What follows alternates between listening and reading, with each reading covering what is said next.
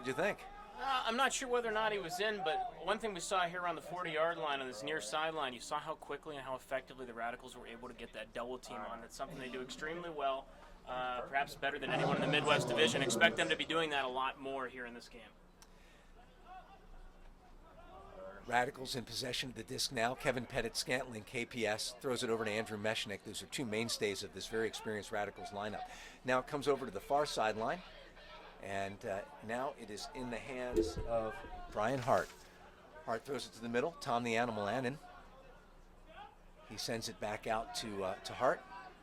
Motion downfield. Kevin Pettit-Scantling on an in-cut at midfield being marked by Patrick Earls.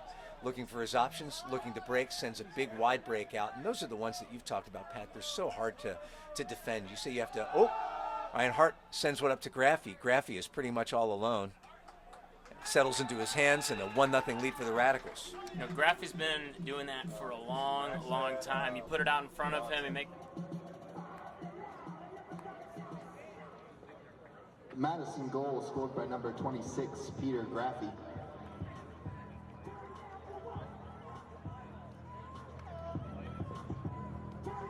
Assisting on the play, number 13, Brian Hart.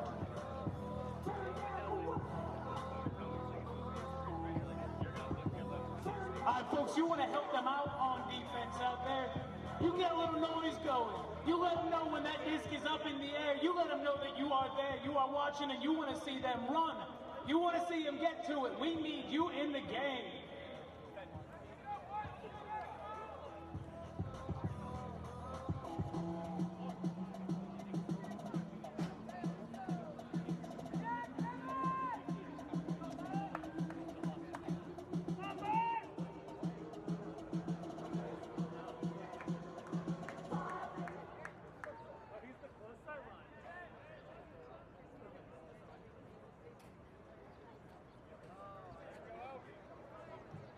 Out of bounds on the pool.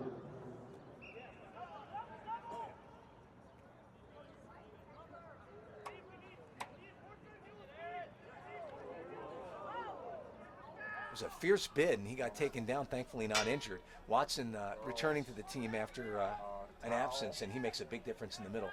Jimmy Toll with the disc right now, sends it to Patrick Earls, who just reaches out and gathers it back in.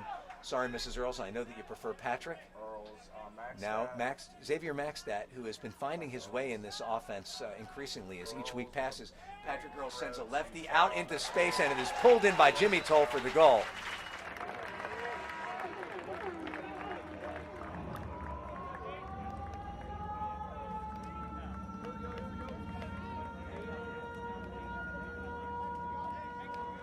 First Thunderbirds point of the quarter. That means it's time for some mini-disc. Who wants one?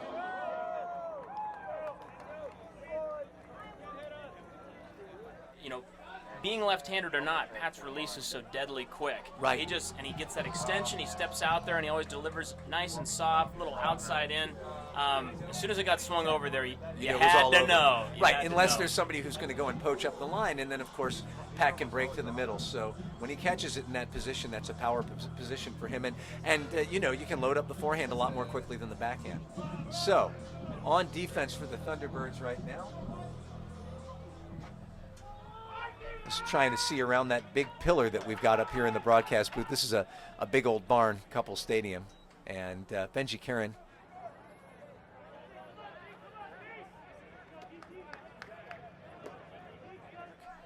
And then downfield, Tom Annan catches it. Nice switching by the Thunderbirds there to stop the pull play. Jesse Evans also on defense right now, chasing after Tom Annan. Now it's in the hands of Nelson. Going downfield is Big Dave Wiseman, but Joe Marmerstein jumps out to stop any quick backhand. Little inside out thrown to Colin Kemp, mainstay of this team and very dangerous player, rock steady. It's in the hands of Pat Schreiwise, and that's a name everybody should know. Working downfield against, looks like Jimmy Toll is Ross Barker.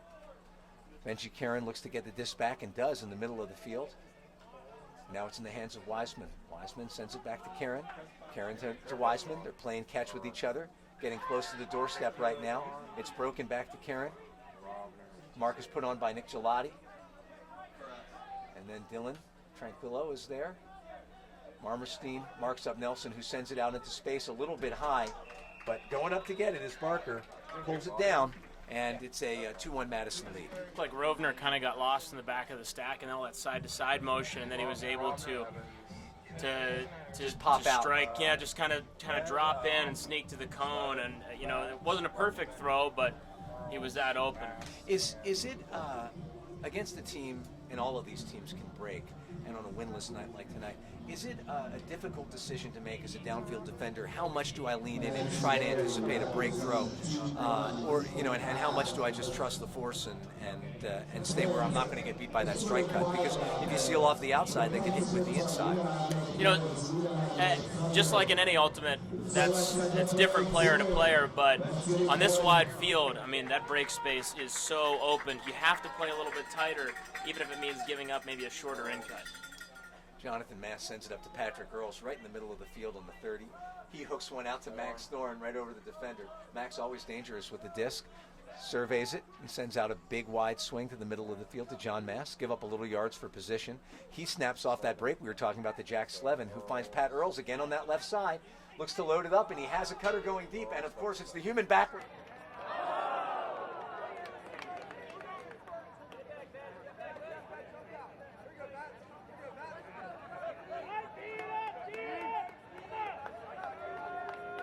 Son, a little bit blady. I'm sure that's one Dave would want to have back. Yeah, for sure.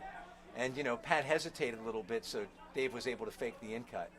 Now he's got the mark, and he set up on Peter Graffey, who sends a blade out deep into the back of the end zone. It's brought down by Logan Pruce. And faking a big shot is Mechanix. Instead, he hits an in-cut. Looks like it's Tom Coolidge. He's trapped on the sideline by Mass. Working to get that swing, Kevin Pettit-Scantling, quickly joined by Dave Vatz over there. This one looks like it could be a turnover, and it is. Don't know if it found its intended receiver. Kind of a miscommunication on an inside-out throw. The intended receiver just kind of let it go, hoping there was someone behind him. Oh, there was that double team, and Jack Slevin picked it up and tried to throw a quick scoober out. Looked like maybe to Pat Hammonds, and it just fell errant. Now we've got play downfield. We've got Tranquillo settling in underneath it, and he forces number 13, Brian Hart.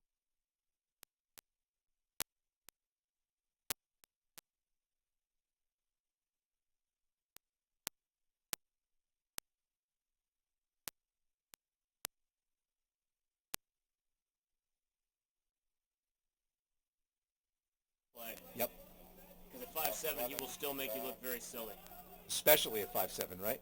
There's Dave Vatz. Shoots one out into the middle, finds Jack Slevin. Patrick Earls here on the left side. He throws that scoober into space, and it's pulled down by Repperman. Had a lot of room to operate. Max Thorne probing, trying to find a space. This field is switched right now as the disc goes all the way over across the field to Captain Mark Fedorenko. Looks what he has, and he decides to send one into space. And Patrick Earls has company.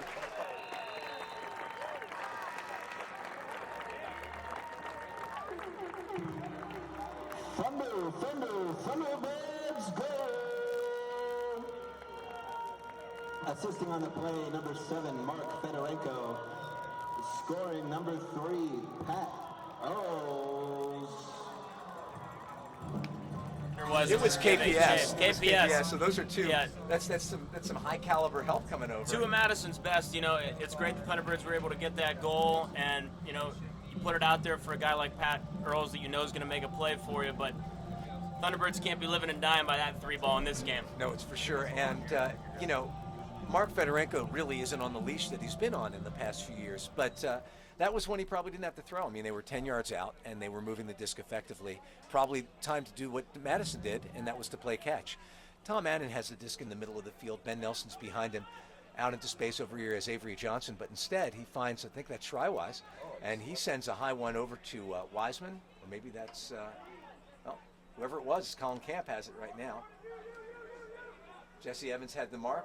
Tough catch, but it's brought in by Tom Annan. Flew in from Boston for the game, and it looks like a little contact from Josh Sung, and that's what Brian Heim says. So Sung's got to scramble to catch up to Annan, who's in his 10 yards.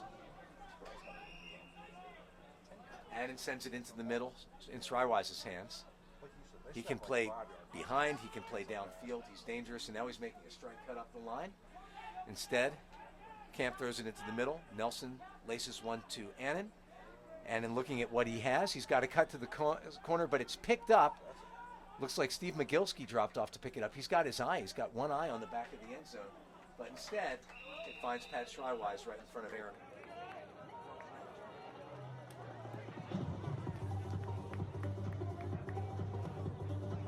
Number 4, Pat Schreiwise. On defense, and that's something, if you want to beat the Madison Radicals, one must first think like the Madison Radicals. Yeah, you have to be a little Borg, you know? Right.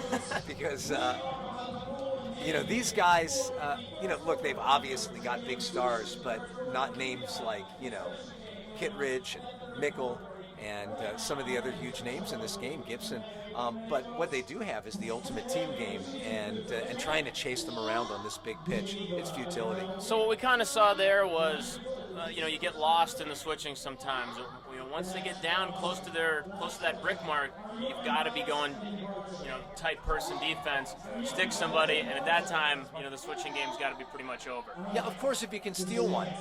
And we saw some great switching early there in that point. Jesse Evans and Steve Mogilski pulled off a nice switch that stopped a Huck. Yep. But that's something that the team wants to get better at, and I expect them to get a lot of quality reps against a great opponent like the Radicals today. We're at the 5-minute mark, and that was an ill-advised pass coming up from behind. Looked like that was probably Tom Coolidge who made that block. I apologize if I got that wrong for the Madison fans. About 5 minutes left. This one coming up to KPS, and he has to make a bid in front of Jonathan Maston. It's a little slow to get up, but we hope he's okay.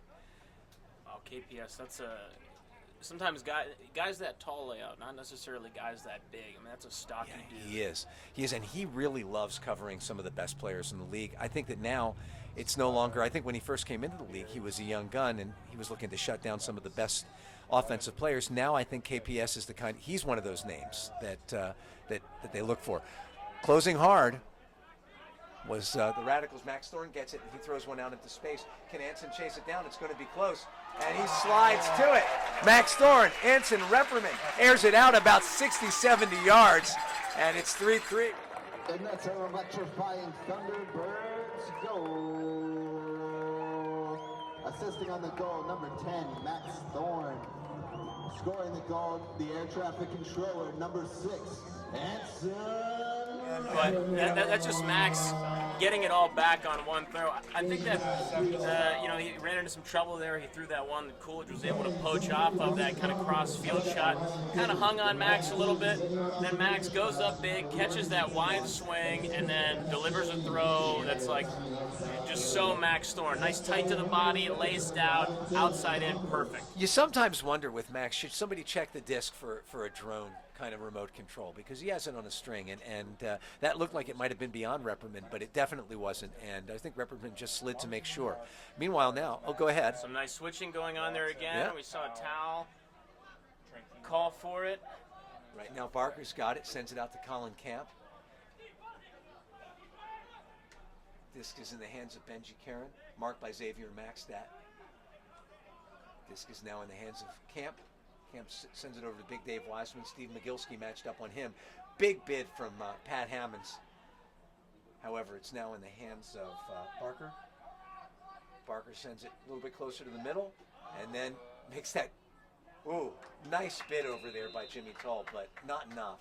And he just...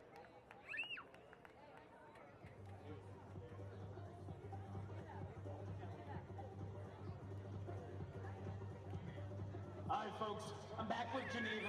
We're about to Sort of figuring out the switch there we talked so much about, and you know, one of the tactics he used to beat a switch. The guy who just threw it against that poach goes and gets the give and go right away. Throw it, go it, and work your way up the field in chunks like that. That was able to open it up. And you know, it's not all a strategy. And Madison has phenomenal personnel. Got Ross Barker out there, coming off a season with the Wisconsin Hodex. He played phenomenal. And once you do crumble into hard man defense, you better have a full breakfast to cover some of these guys. Yeah, and you know, Jimmy Toll made a play of it, but that was a perfectly placed pass. And it's a pretty winless evening out here. It's a nice throwers evening. Speaking of throwers, Jack Slevin in the middle. He's flanked by Jonathan Mast and Patrick Earls. Cutting downfield, we've got Max Thorne. Ethan Beardsley, who's got some space on Marquise Mason. We'll tell you about him in a minute. David Vatz catches it in front of Jack Kelly playing his first game. And then David throws a beautiful backhand across field.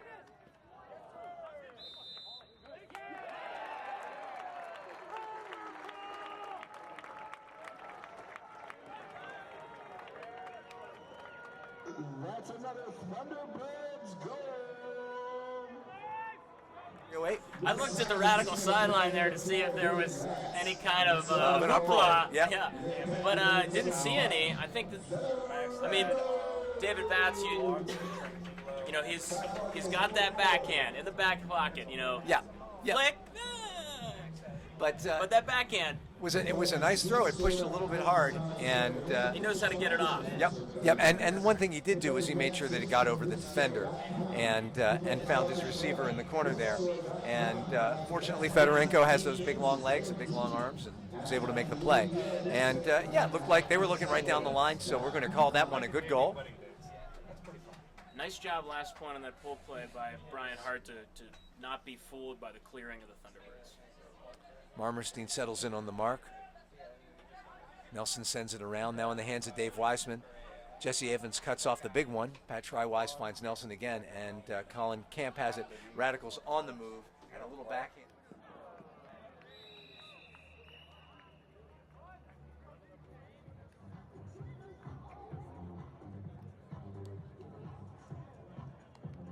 Radicals goal scored by number 17, Avery Johnson. And you've seen a couple high release flicks, you know, some nice tight inside out flicks, some around backhands, some scoobers. That stuff that's it's easy money. So the Thunderbirds are going to need to make some adjustments here if they want to keep defensive pressure. You know, we should talk a little bit about the situation in the Midwest right now because it is interesting. We're so used to Madison coming in here in first place, looking down at the field, and they find themselves in an unusual situation. They are 5-2. And Thunderbirds 4-3, and Minnesota, meanwhile, which is under new management and looking better at 6-1. So all sorts of implications, and we'll get to those in not too long. But let's watch what Jonathan Mass does with it. He sends it up to Patrick Earls. Also out there are Beardsley and Repperman. Thorne, who now catches it on an in-cut. Looking briefly at Fedorenko. Vatz making an in-cut, but instead he decides to send it out to Mass, and he's got Beardsley across the field, which is where he's going to go, close to the home sideline. He finds Fetchko in the middle. Condor laces one out. Big one. This could be interesting. It's Kevin Pettit-Scantling. He lost the leg.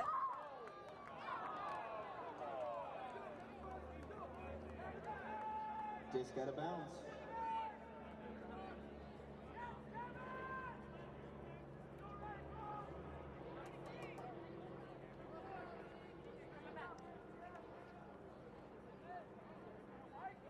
That throw or no?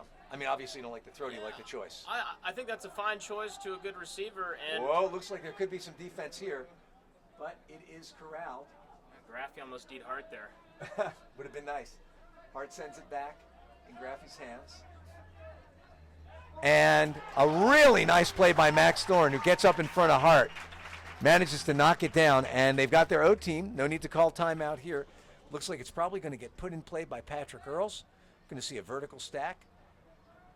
Oh no, Max Thorne. Yeah, Max Thorne's got it. Could get picky. We know this crew will call some picks. Here comes the outside and backhand. Yep. Oh, that did not work out the way that they wanted to, and you can't really argue too much with the call. And with Dave Lionetti on the sidelines, I'd have been shocked if it was anything else. But I didn't.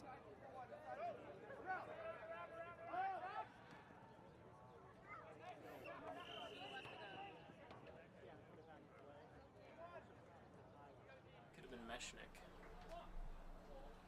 Looks like a timeout was called. Timeout by Madison. Yep, wanted to get, well, you know, with the opportunity to get their offensive team on the field and nail down this break with 1 minute and 24 seconds left in the first quarter, going up by 2 would be a big deal for them, putting a little distance between themselves and the Thunderbirds. The Thunderbirds have looked a little less sharp than the Radicals, but they've managed to hang in with them.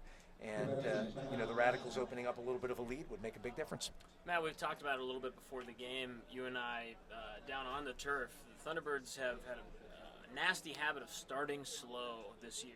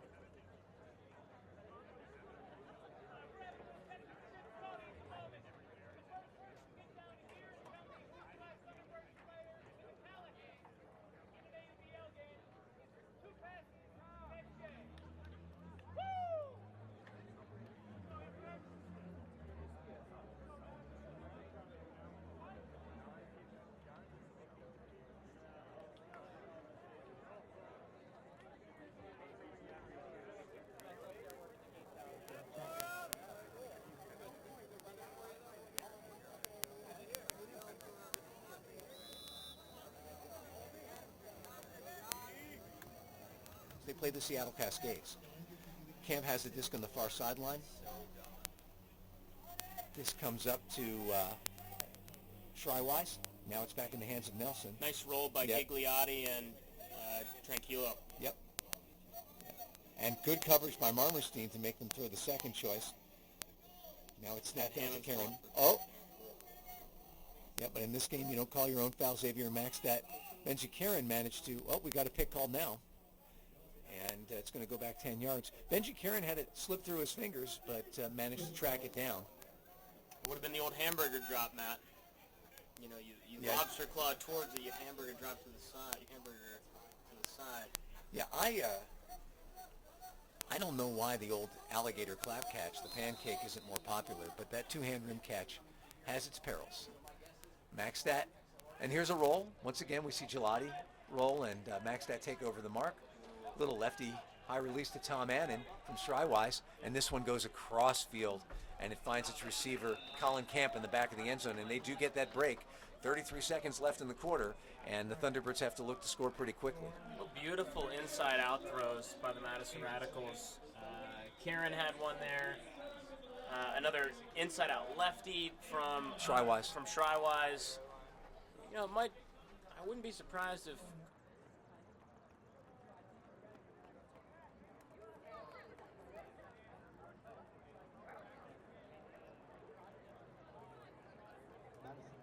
goal scored by number 32, Colin Camp. Radicals lead 6-4, 33 seconds left in the first quarter.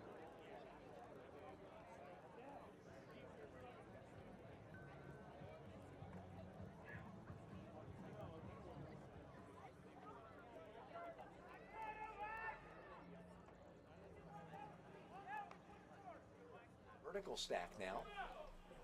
We've got Patrick Earls. Finds Max Thorne popping out to the break side. No, it's to the fore side. And now Fedorenko's got it. What's he got? He's got Beardsley cutting in front of him. Things are getting a little sweaty, but he sends one across the field to Repperman. Settling underneath it too is Graffi. Repperman goes up. No foul called. And that, I think we got to give him a block there. Now with 12 seconds left, looking for that big, maybe got time for two throws. Down to 9 seconds. And looks like it's going to come right now from Tom Coolidge. He gets it in, and he's got to launch it. They're going to run out of time. No, Kevin Pettit-Scantling gets it off, falling towards the home sideline in the corner of the end zone. It will be out of bounds. Ethan Beardsley reels it in, and first quarter ends. Thunderbirds 4, Madison 6. Or should I say Madison 6, Thunderbirds 4. Either way, Thunderbirds down a break.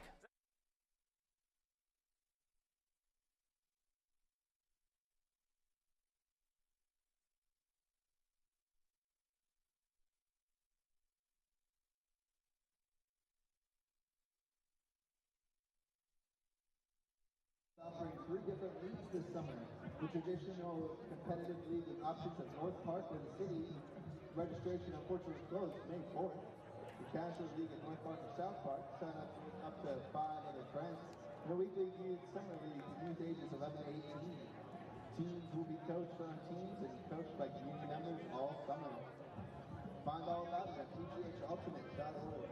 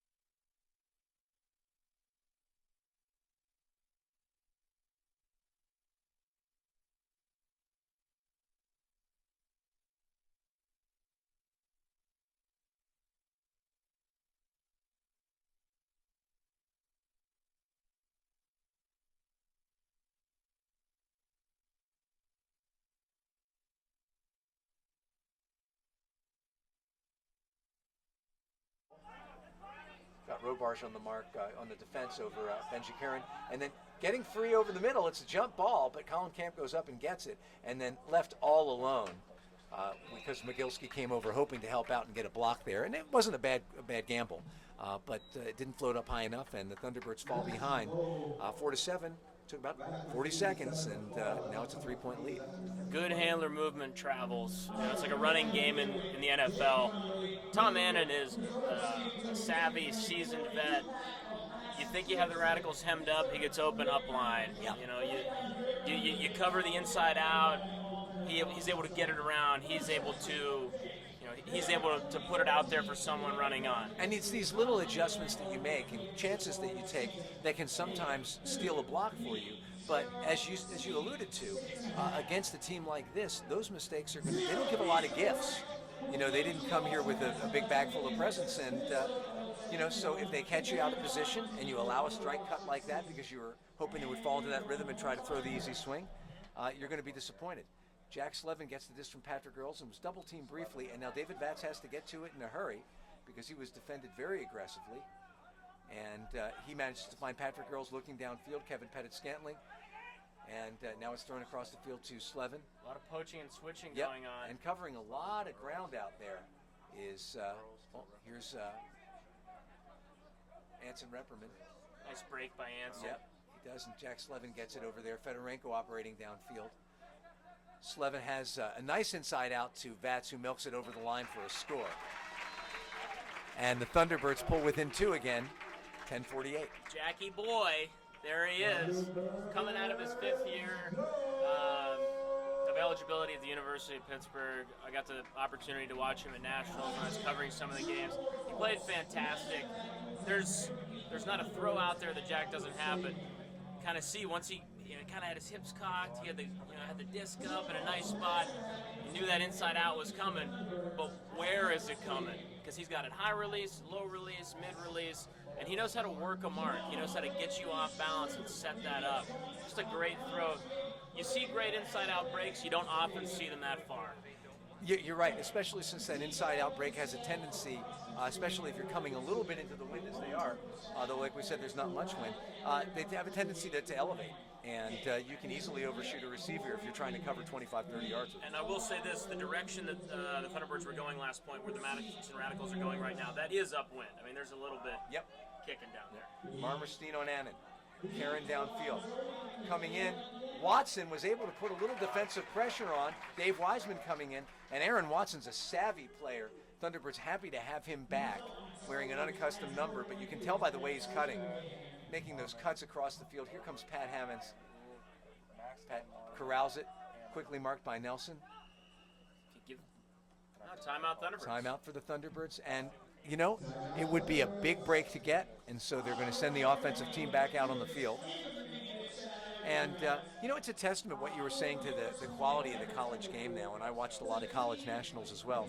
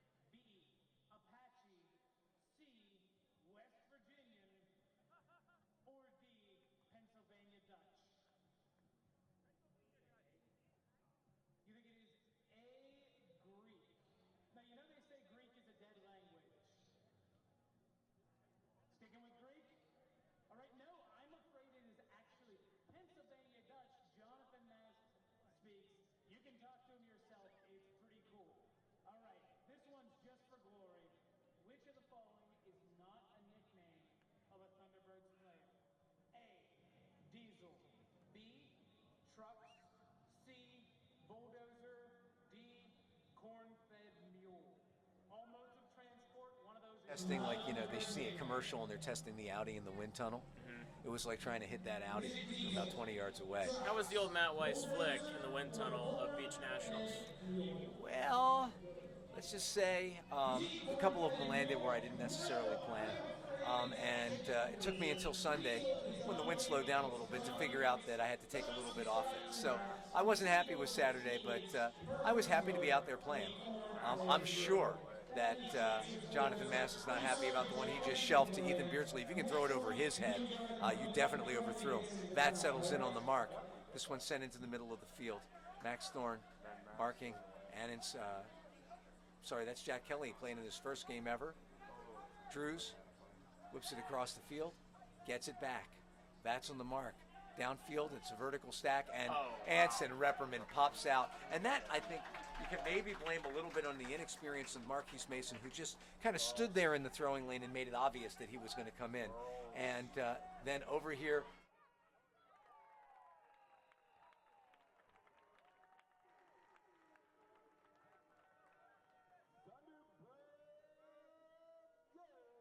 you know what, I got another idea. What a throw. And Drews was underneath it. If that had been a regular hammer, might have been a play, but it just receded away from him, and Bats went and collected it. Adam Drews should have known. As a lefty, he should have known that was coming. But had he known, could he have done anything about it? And that's the question, that may plague him depending on the outcome of this game. Because that was a break. That's a huge, huge break. Credit to Anson Repperman, who gets a lot of his breaks with athleticism and height and speed. He's got all of those in abundance. But also with his brain, he has become such a savvy, smart player over the past few years. Talk a little bit about that as his teammate, his development as a player, and it's going to hurt. He's going to be moving to Chicago, and we don't know that he'll be able to come back and play with the T-Birds next season, but we sure hope so. Well, breaking news, and I think it's cool to break this. Go ahead.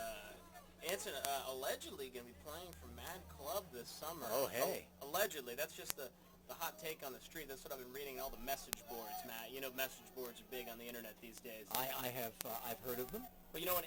That was a... Rec Sport Disc, is that still around? I wish it was. Oh, man.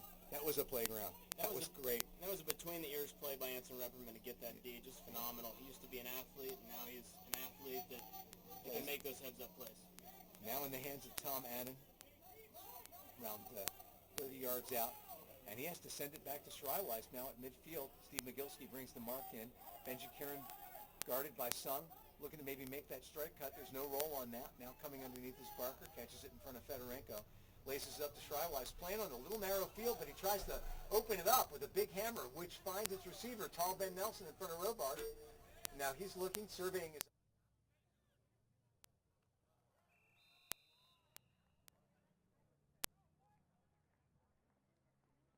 Radicals goal scored by number 7, Tom Henning. Radicals lead 8-6, 8-19 left in the second.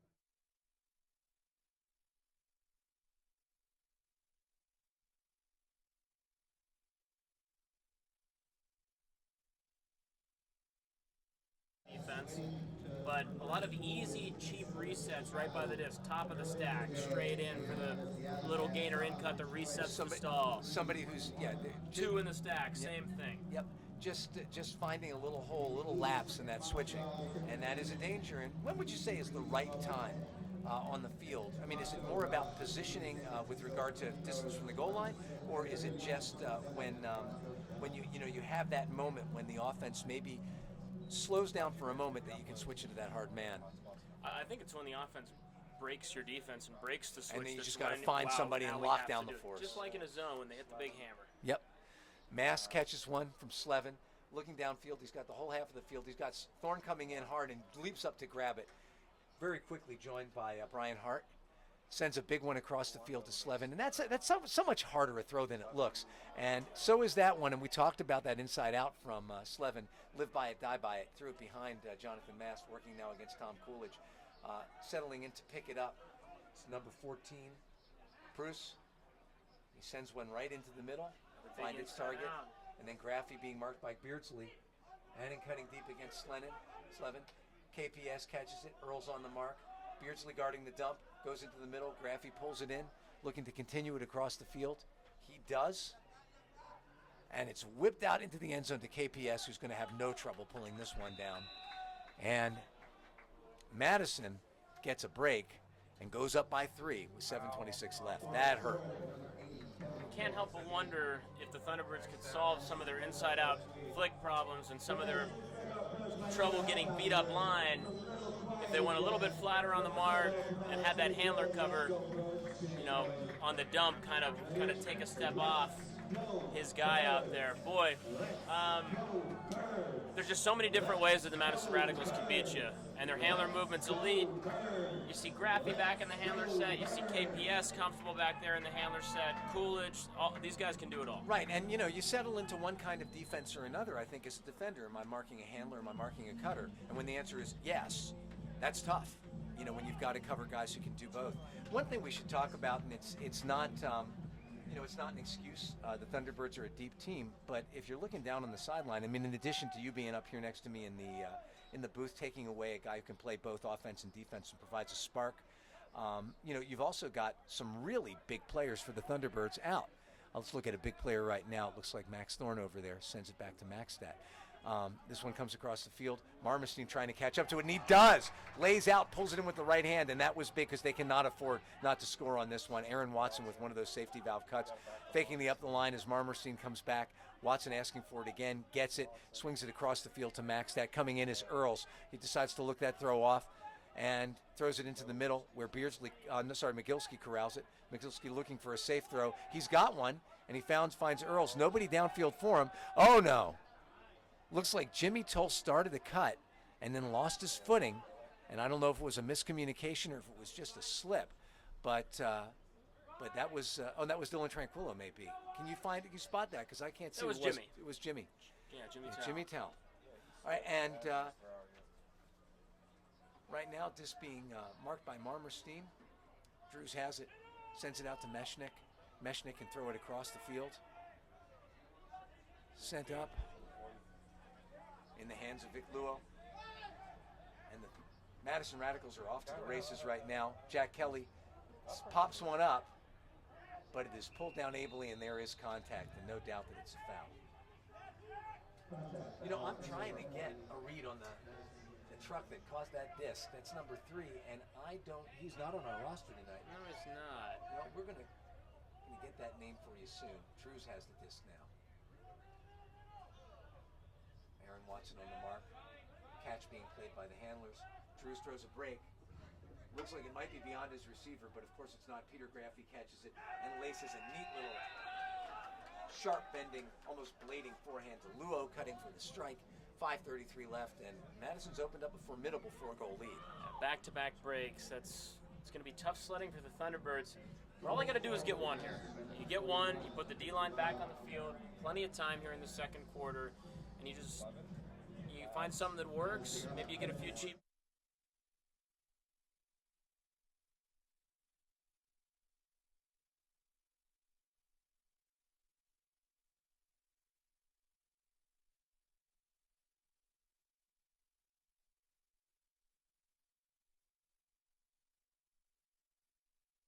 Proud to take care of athletes from high school, college, and the pros, including your Pittsburgh Thunderbirds. To learn more, visit tmcsportsmedicine.com.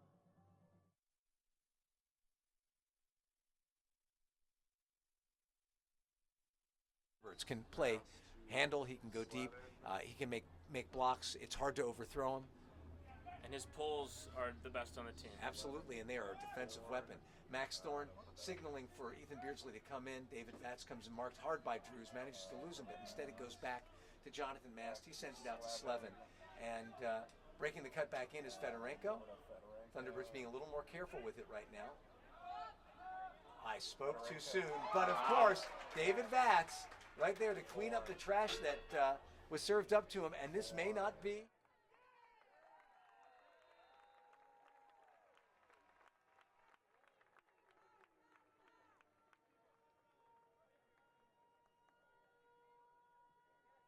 Is the block and then catches the goal. It's a kind of Vats bookends. Wow. Well, whatever it is, they don't sell it at IKEA. Yeah.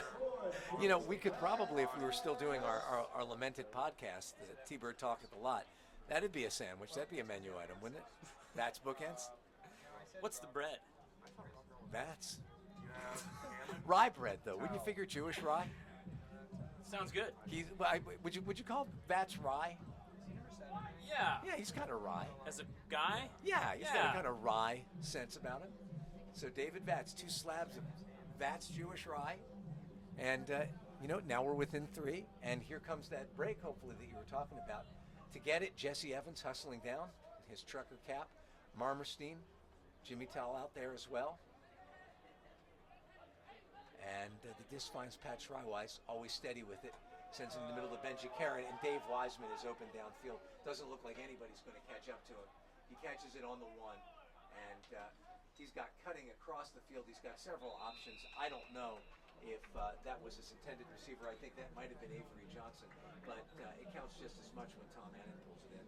And there goes the hope for that break, and it happened very quickly. 4:51 left in this half, and the Thunderbirds still looking for an answer on defense. Well, they beat that zone the same way they've been beating it. They had a handler sitting right behind that kind of first wave of handler defenders.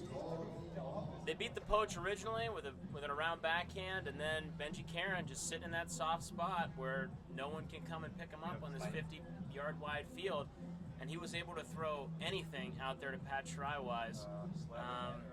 And that's something that the Thunderbirds are doing a great job of shutting down the pool play. Now they need to be able to counter. And, we saw, for instance, we've seen a couple of mistakes. Max Thorne making a mistake, and eventually they got that one back. Jack Slevin making a mistake, and on those little inside throws that you're seeing into those soft spots, you don't see mistakes coming from the Radicals. Radicals have played relatively mistake-free this half. Now Repperman has it in the middle of the field. Dangerous with the disc as well as downfield. He's being guarded by Marquise Mason, and you see Mason's inexperience. I think Repperman's going to be open a lot. Foot race with Marquise Mason, not so sure. Repperman's fast, but Marquise has got sprinter speed. But, oh boy, it's a big floater across field, tracked down by Earls. Cutting away from it is Vats, probing to make in cuts. Picking it up right now is Mass. Mass snaps off an inside out with a bid coming, and very alert David Vats hangs onto it. Jack Kelly making his AUDL debut, makes a big bid, and now one of those lefty forehands, which Max Thorne gathers in both hands.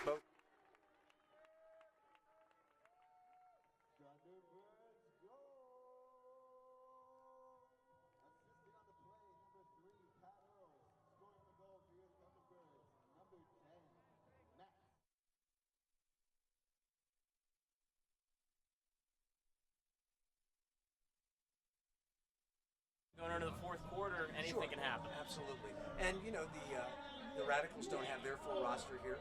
They've got 19 guys with them. Tim DeBile is on the active roster. He didn't dress. Sterling Knock, Chris Weiland, and those guys are phenomenal defenders. Yep.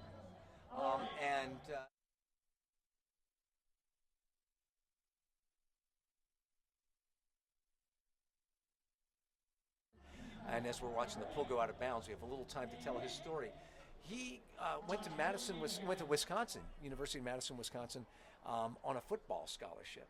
Suffered a couple of injuries, first one knee, then the other, and was unable to play football there. Stayed and got his degree, but also started to play Ultimate afterwards. And he is a Division I athlete, and has decided to come out and play Ultimate. He said in an article I saw in his hometown paper, he said, I thought I was going to come out and dominate.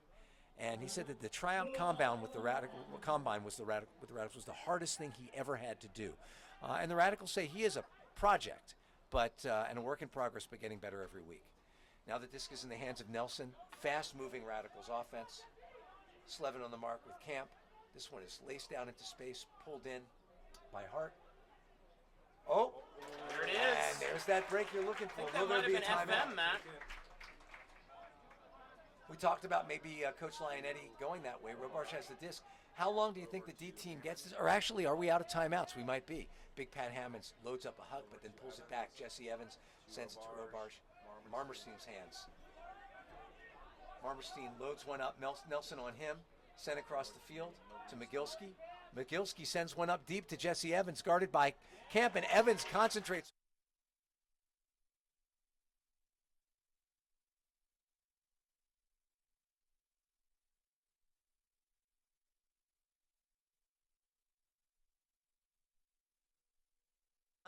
Pat would give me an opportunity to say hello now, and he did there. Talk about that turnover, because that was big, bringing the game to 11-9, 3:13 left. Oh, it was your prototypical forced middle turnover. You get the disc on one sideline. Oh, this is the break side of the field. You get it to the other. Wait a second, what's going on here? And Anna was unable to kind of haul it in there. And that throw that set up the goal there, McGilsky to Jesse Evans, that's one that Steve has been waiting for a long time because he's got a chainsaw.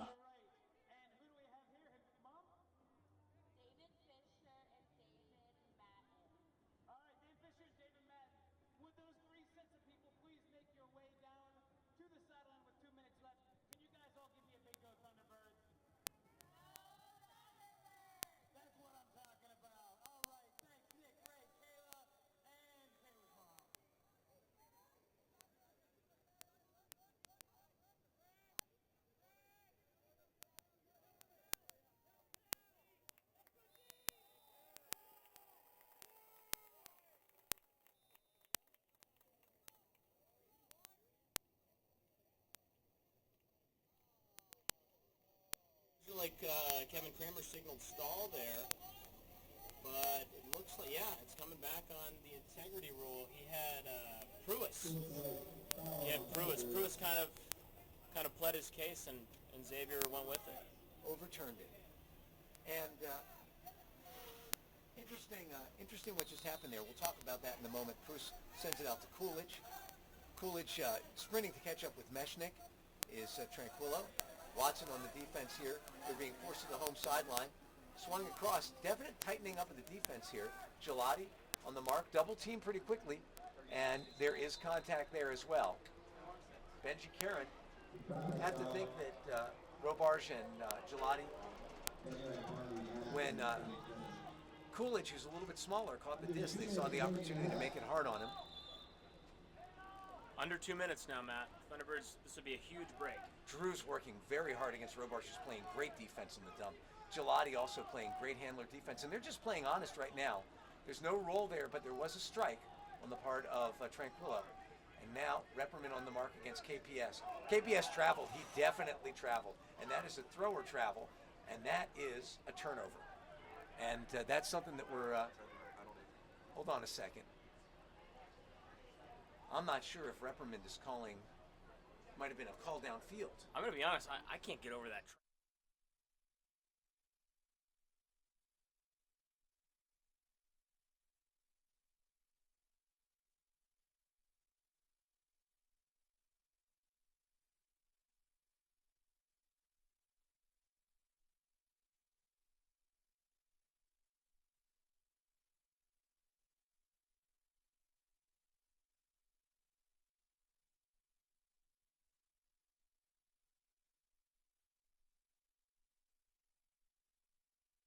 We all have some confusion about this because we're used to playing with two sets of rules. But a thrower travel is typically a turnover, or is that, does he keep possession? You know, Matt, we're in an embarrassing situation, yeah. So I think all travels are a 10-yard 10-yard penalty now. 10-yard penalty. Good. Well, I'm out of date. I guess I got to update. I have to download the new AUDL rulebook. Yeah, you might want to throw away that 8th edition UPA rulebook while you're at it. Oh, jeez. I thought we were still using it. I'm going to have to clean out my bag. Stalls at 12.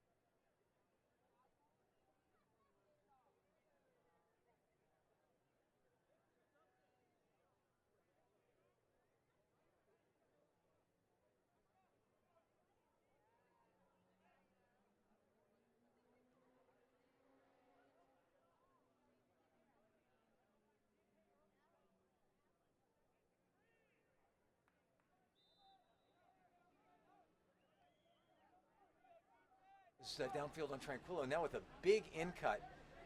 Looks like it's is that Hart. Hard defense there on Camp by Tranquillo.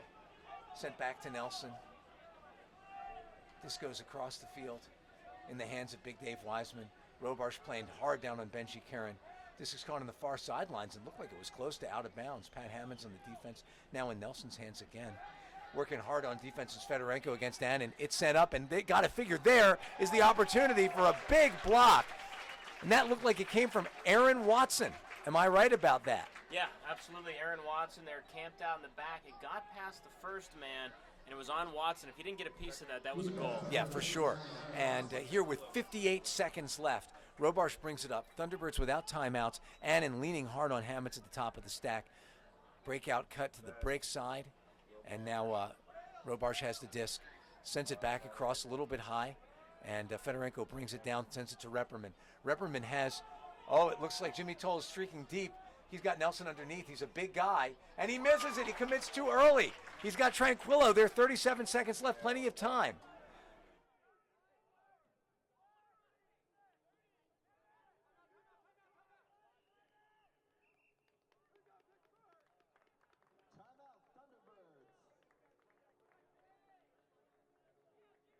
And he used that last one to get his offensive team on the field with the opportunity to bring the game within one right at the half. 27 seconds left here, Matt. This would be big. And I like that he stuck with, he stuck with the same D-line guys that were out there. Madison did the right thing. They set up a nice play. They were kicking it around well. It looked like they had an open shot. Madison thrower just couldn't get it past Aaron Watson. And an interesting play there. I think maybe in a club game, Jimmy gets called there. For maybe kind of by Nelson. But kind of getting in his way and giving him a little hip. Yeah, but not egregious. I mean, Jimmy got to that position and was able to outread it. Yeah, I mean, I guess the question is, was Jimmy playing the disc when he did that? Because I don't think he didn't extend his arms, he didn't throw out a leg. Let me be clear. I think it was a fine play, and this is one of the things I like about having referees in games like this, right, because that play I can do without in club. Sure. And that's one where Nelson feels like, hey, I've got.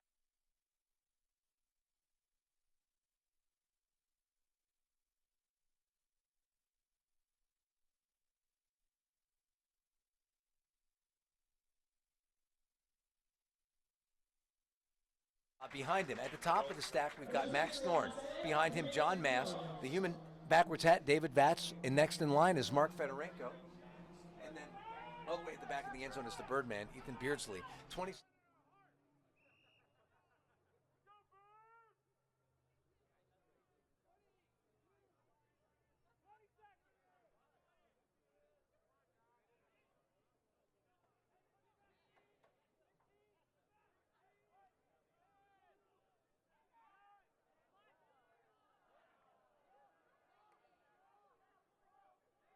Seconds left, though. We didn't have much choice.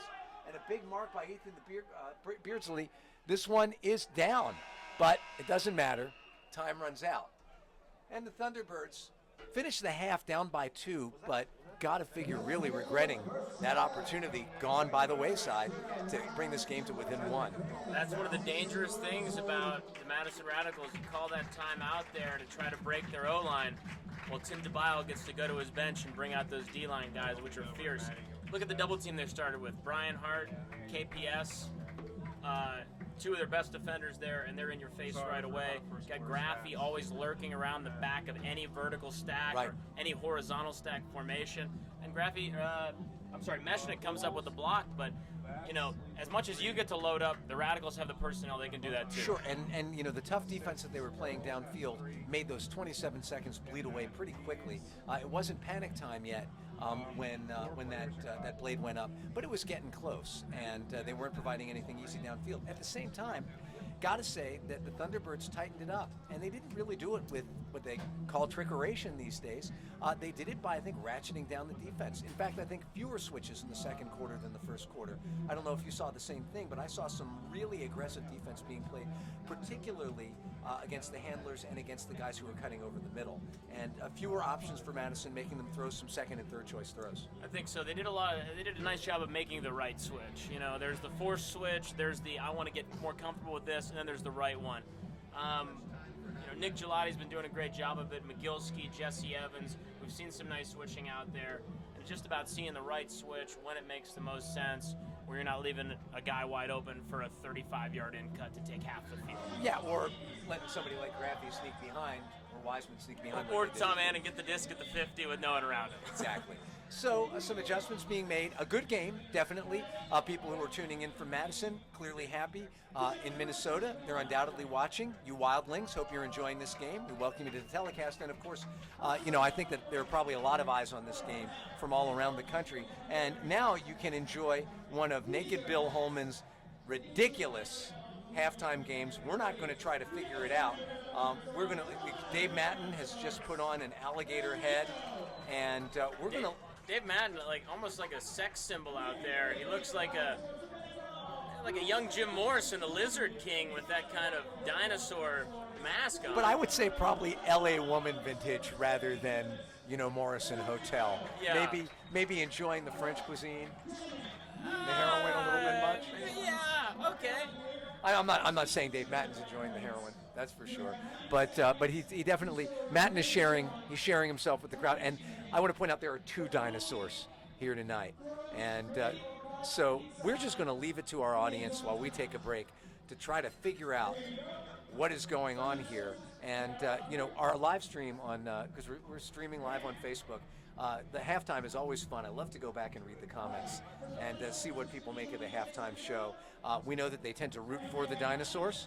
And so feel free to share with us your impressions, both of the stream so far and of what you're going to see. It's 11-9 Madison over the Thunderbirds at halftime, and we're going to take a little break. Stick with us, though. We'll be back in about 15 minutes for the second half of this Midwest Division barn burner.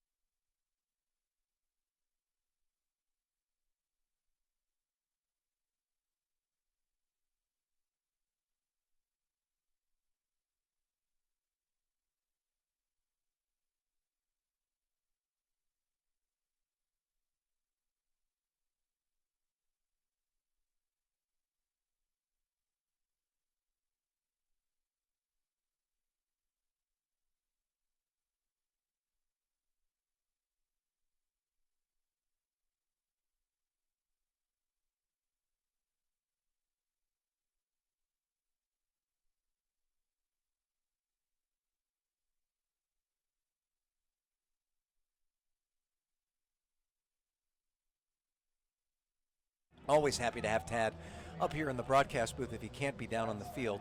But he may or may not come back up. If he doesn't, then I'm happy to be with you solo.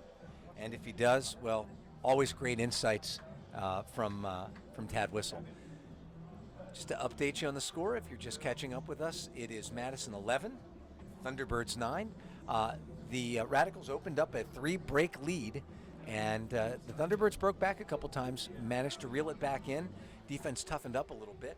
Got some statistical leaders for you, the Thunderbirds for you. David Vatz, a.k.a. the human backwards hat, has 3 goals. Would have had 4 if he had caught one.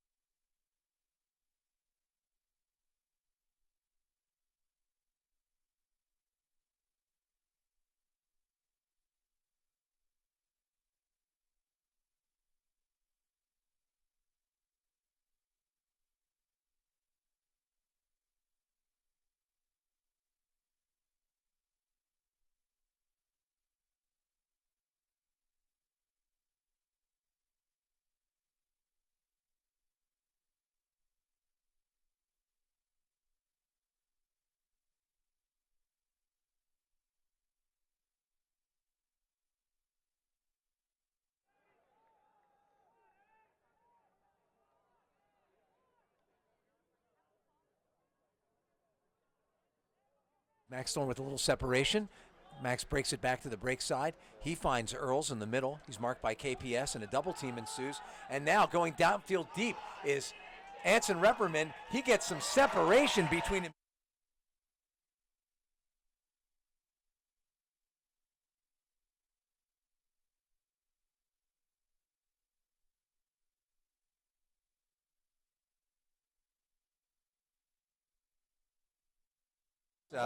When he gets beaten on defense, but Jeff Mascalunas is a rookie, and he's playing in his first AUDL game.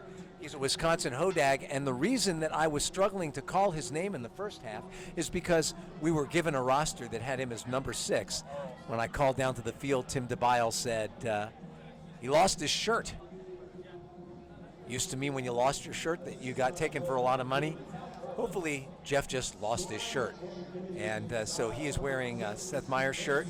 He's not on the field tonight. And he's number 3. Pull coming from Xavier Maxtat. It's got a lot of air underneath it. Benji Karen's going to field it. Will it stay in bounds? It doesn't. So Madison will take this at the brick mark.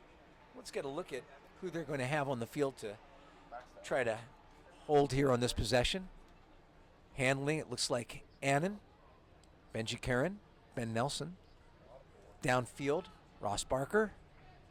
And he is flanked on the far sideline by, looks like Pat Schreiwise is out there. Making the in-cut now, I think it's Colin Camp. Sends it back into the middle to Karen. Marked immediately by Maxtat. It's been a big man, small man match all night. Speaking of big men, Dave Wiseman, marked by Pat Hammonds, throws an inside out, throws a bending back forehand. Underneath it is Dylan Tranquillo. Manages to go up. Ross Barker, Aaron Watson, all in the vicinity, but Tranquillo comes up and manages to knock it out of the air.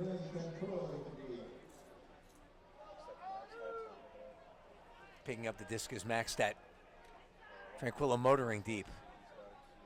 Or forgive me, I think that's Jimmy Toll. I think I miscalled that number. Jesse Evans has it. Jimmy Toll cutting in. Puts the squeeze on it. And there's Aaron Watson going deep, taking Barker with them. And looks like they decide.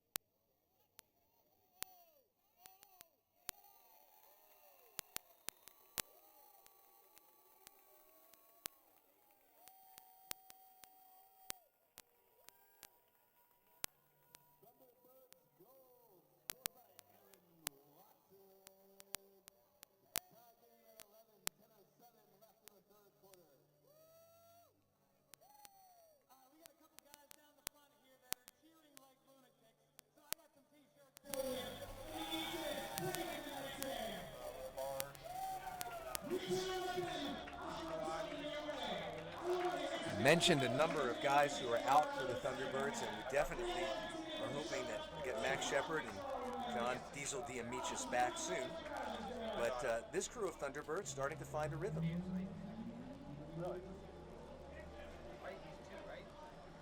Not sure which crew is going to show up next week, but it will be a game here at home versus the Indianapolis AlleyCats. Always a tough opponent.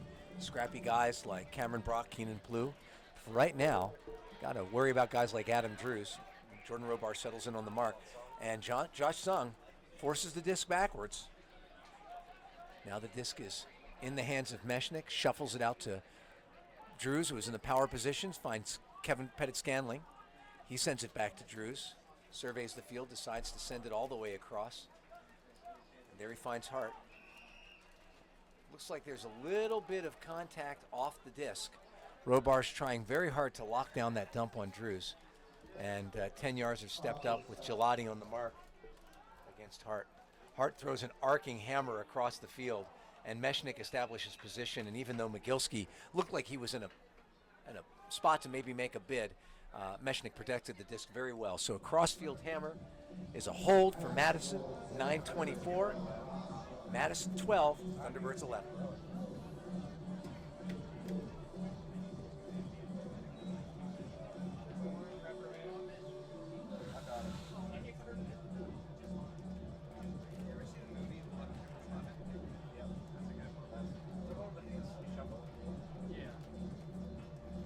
Obviously, the Thunderbirds would love a break. Conversely, this would not be a good place to get broken. Try to force that break. Let's see who Madison is going to bring. Marquise Mason, we talked about him earlier. Looks like Vic Luo might be out there. Yes, he's racing down the field. Drews is out there. A younger, faster lineup. Earls has the disc in the middle of the field. Thorne looked open for a second. This is swung out to Slevin. A lot of open space in front of him. Fedorenko makes an in-cut. In front of Mechnik, sent back to Slevin.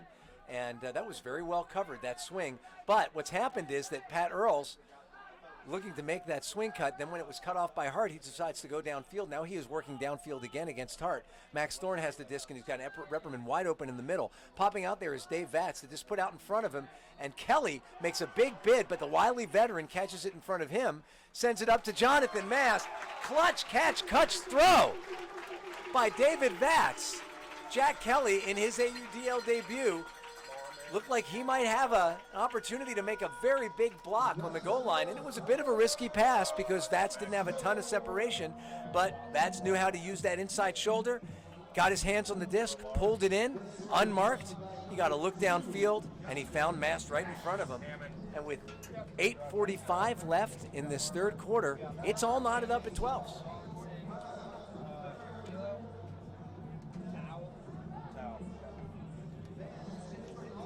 As we said, this game has seismic implications for the Midwest.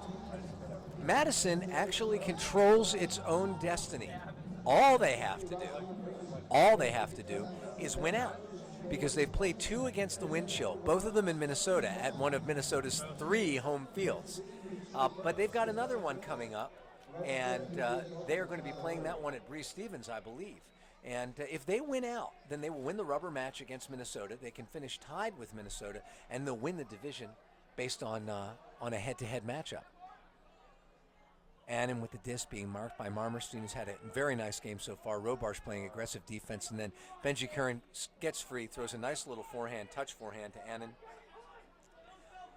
Maxstat kind of reaches in, and we get a little travel called.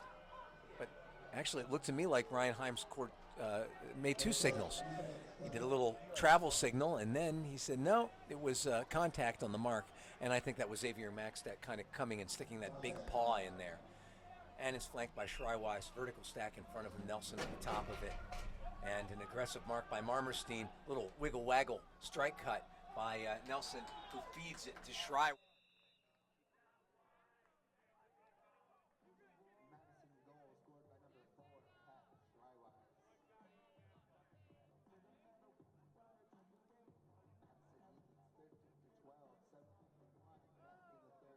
was nothing for him to put it up to Shrywise to the break side. So, you know, an opportunity to force a high stall.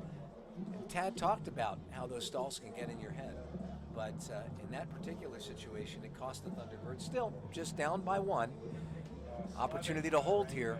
7:51 left in the third quarter. Plenty of time.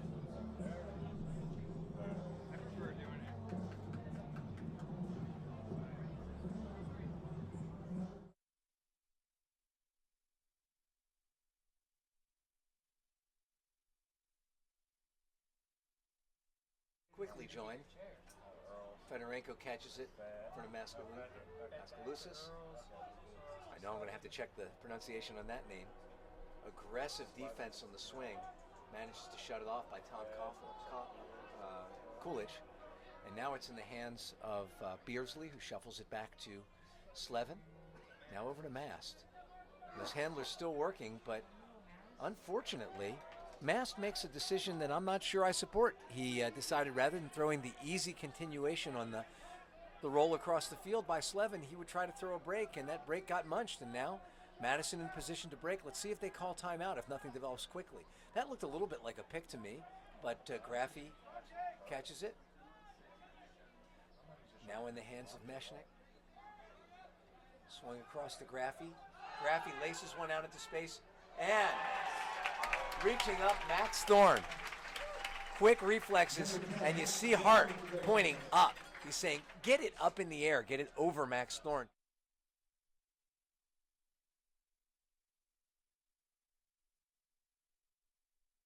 With the opportunity to air it out to Mark Fedorenko. Quick.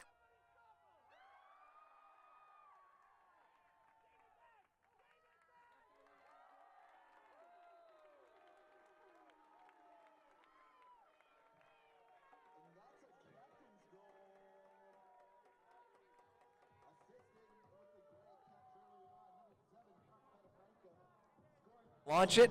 Fedorenko did a nice job establishing position, and unfortunately, Mascalunas, the rookie, was unable to come down with the bid, but containing his frustration, gives Fedorenko a handshake, congratulates him on the good play. 6:26.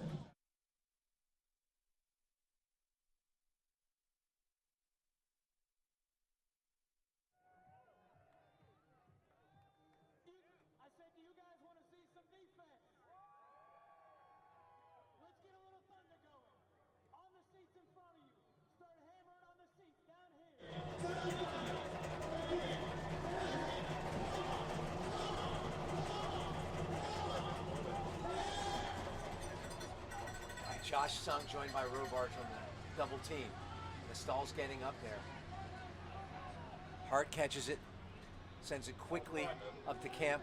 Oh, Camp being marked by Sung, who falls down. He looks to the referee, hoping for a little bit of a call there. Avery Johnson catches the in shot from Annan, who gets it right back. Sung on that mark. And travel called from the sideline, but not by the referee. Now the disc in the hands of Annan. Annan fakes that inside out. Manages to find Camp. Gelati on the mark. Throws a break throw to Karen. Karen joined very quickly by Tranquillo. Where is that toll? Inside out. Shrywise. A lot of ISO cutting downfield. Patient work by the handlers. And here comes a strike cut. Toll stays with it.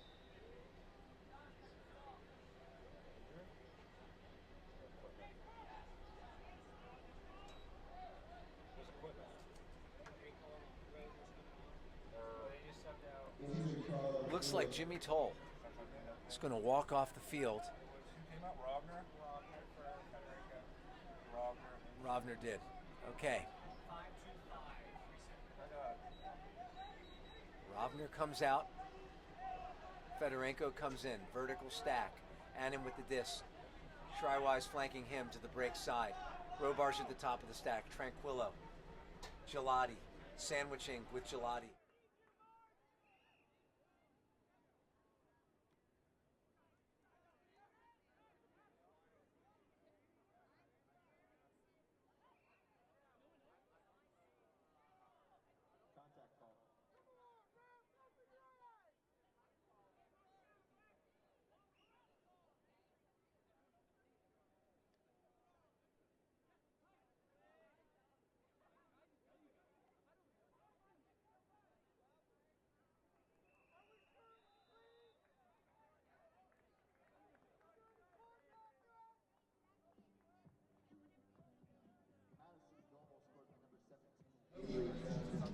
14-13 in favor of Madison. That's Mass. 11 referees.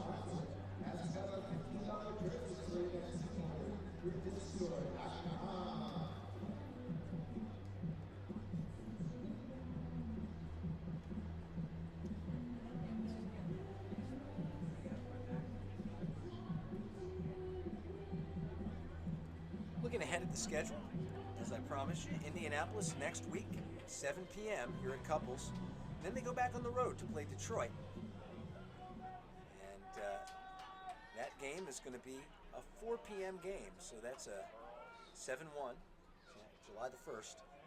And then they come back home to play Chicago. This disc nicely pulled in down there by Beardsley. Beardsley sends it back to Repperman. This is the second offensive team for the most part out here. Patrick Earls catches it. Beardsley is open, but there's just, thrown over the head of one defender and in front of another. Beardsley finds Repperman. He's got a lot of room, and he's got Max Thorne too. Max.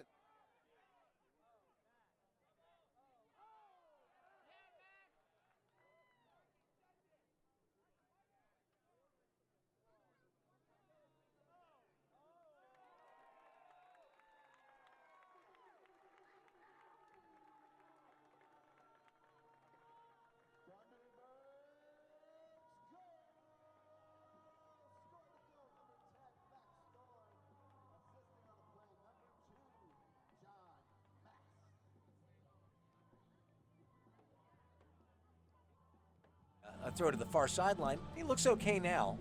Not sure exactly what happened. It's a hot night, and it might be one of those things where he lost a step and just hoped they wouldn't see, but they saw. And if you look at the scoreboard, what you'll see is 4 minutes left in the third quarter. Thunderbirds 14, Madison 14.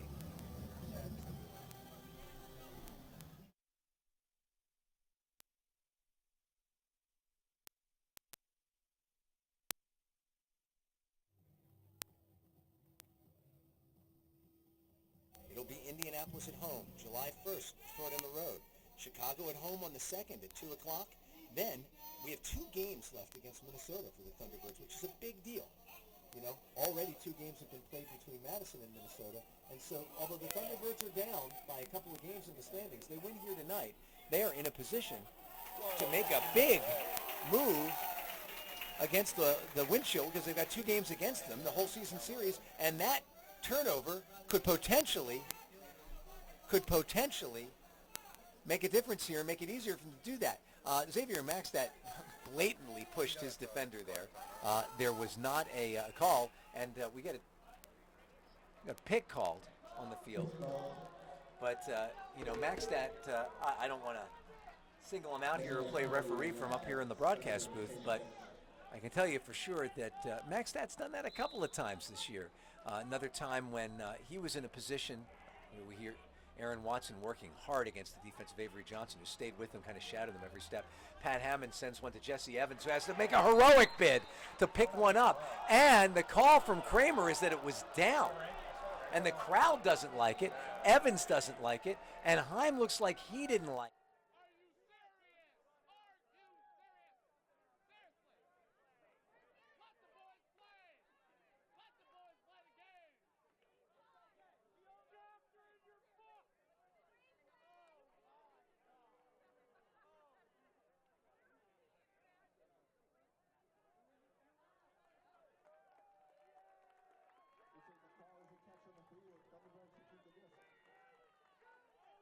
Meanwhile, if I were Coach Lionetti, I'm not, but I know him pretty well, and he did what I thought he would do, call a timeout.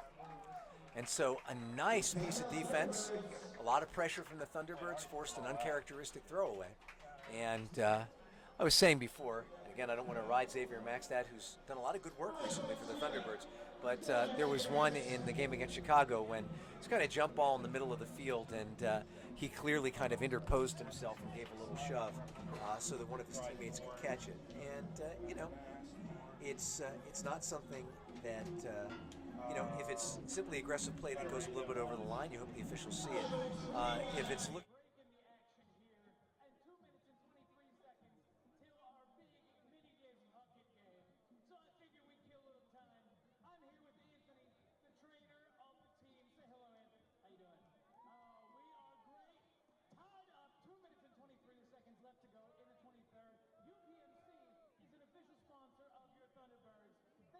but they have not really led since then. And then finally, I want to round out the schedule. We've got Indianapolis coming up at home on the 25th. On the 1st, we'll see Detroit. On the 2nd, Chicago at 2, and that'll be here at home. And then Minnesota, first at home.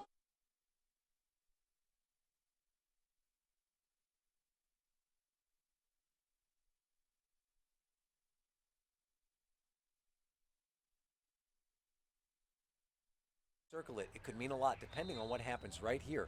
Earls with the disc in his hands being marked by KPS. Earls is not shy, sees his very good friend and longtime teammate Max Thorne in the back of the end zone.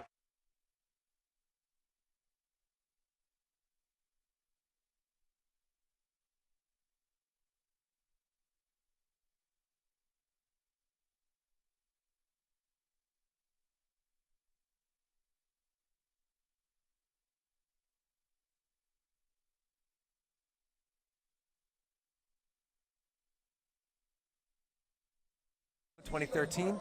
I am talking about going back to the dynasty, the prophecy, the 7 consecutive Pittsburgh High School Ultimate League championships won by, among other people, those two guys, Max Thorne and Patrick Earls, who finished out that dynasty. And when they graduated, ladies and gentlemen, North Hills disbanded its team and has not fielded one since. That said, the Pittsburgh High School Ultimate League is a healthy league with over 40 teams, boys and girls. And it's given a great start to a lot of Pittsburgh area players. Both of these teams are anchored by a lot of hometown players. Excuse me, fighting off a cold. Tom Annan is not one of them. He sends it up to Colin Camp. Camp airs one out to Shrywise, but we have a travel called. And that's going to be a turnover because it was blocked from the other end. Oh, hold on. I might have been quick on the call. There's a discussion. They're going to call a foul on the mark.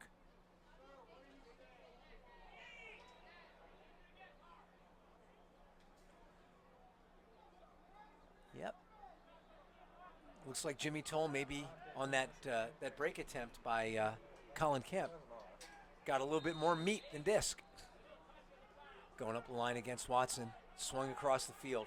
Hard to contain that one. Nelson has it. Shrywise gets it. He's marked by Tranquillo. Tranquillo looking to swing across the field. Maxstat quickly joins Annan. Action downfield. Caught by Camp right in front of Tull. Breaks it out to the far sideline with Shrywise. He puts one out to a cutting Avery.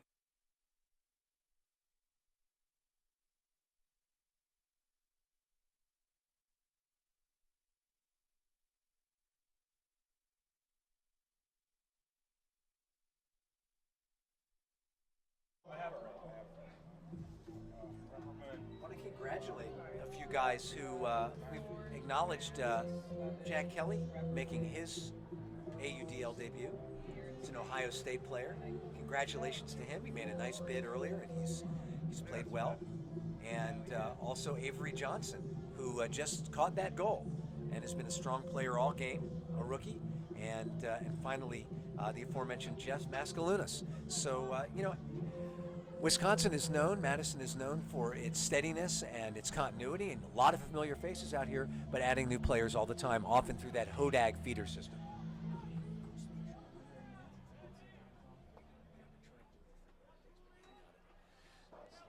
Minute 11 left.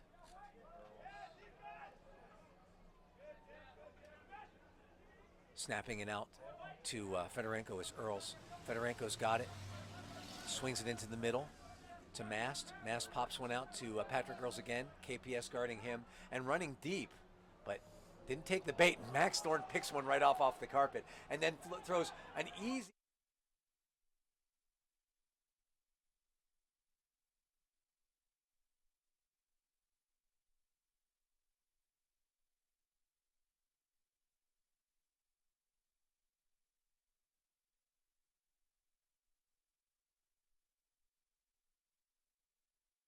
Go. The Thunderbirds have the lead. If they can keep Madison off the scoreboard and maybe even break one themselves, they'll be up a break, and we could feel the momentum maybe shifting a little bit. Max Thorne made a tremendous grab, and of anybody out there, that you wouldn't expect to succumb to the conservation of greatness rule. It's Max Thorne, who has been playing this game in one form or another, literally, since he was 2 years old. His parents, Henry Thorne and Karen Thorne, who are absolute legends in Pittsburgh Ultimate, also in Michigan Ultimate, and veterans of a number of World's Masters champions. They've raised their boys, Alex and Max, from the time they were little, teaching them rollers first and then forehands. But Max, with a little hubris on that throw, sends it up there and makes it a foot race that Fedorenko won with Strywise, and that's not easy. Annan sends it out to the far side of the field. Looks like it's in the hands of Broker now, Camp. Camp joined by Gelati on the sideline. And it's sent up. Strywise looking to get back at the Thunderbirds, and he does. Jesse Evans joins him a little bit late. Robarch coming over too. And with 23 seconds left in this game, the Thunderbirds have one decent-sized possession to go in with the lead, and that would be big.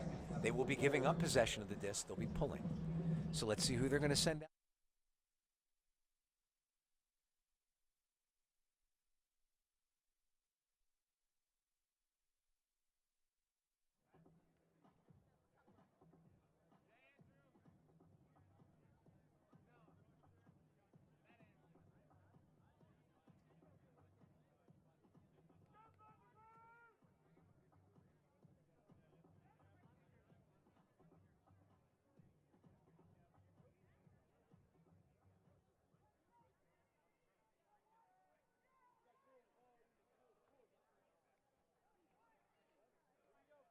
Got about 20 seconds going, and then going deep is Fedorenko.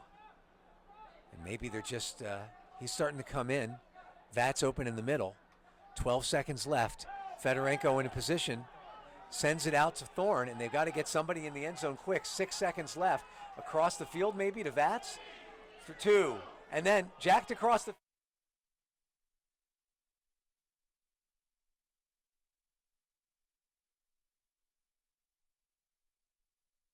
a sharp blading fade, one that if it was going to do anything was going to go out of bounds. Instead they put it up, and KPS had no trouble climbing the ladder, bring it down. Couldn't be much closer, everybody. It's 16-16. Thunderbirds and the Radicals in a game with big implications.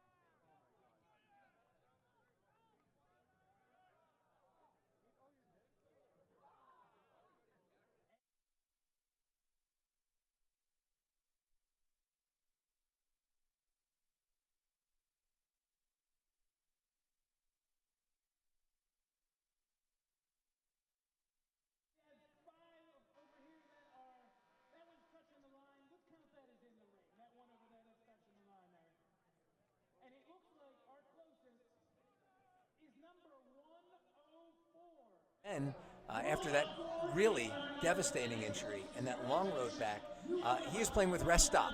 which is a Masters national team from the D.C. area. They have qualified for nationals. Thank you so much, fella. Can you give us a big Go Thunderbirds? Can you say Go Thunderbirds real loud? A very strange pull to start off the half. It skips out of bounds at about the 35-yard line. At least they'll play it on the sideline. But Darren Schultz is going to be going to nationals too. So congratulations to them. Annan picks up the disc, dumps it back to Schreiwise, joined by Tranquillo pretty quickly. In cut coming, across the field. Colin Camp gathers it in. Watson on the mark. A lot of hard work with Schreiwise and Tranquillo. Tranquillo shuts down both of them. Benji Karen, there we go. Having to always work that inside out. It's tough. Just beyond Karen's reach. And Maxstad is fouled on the throw. And if it's caught, should be a continuation. And it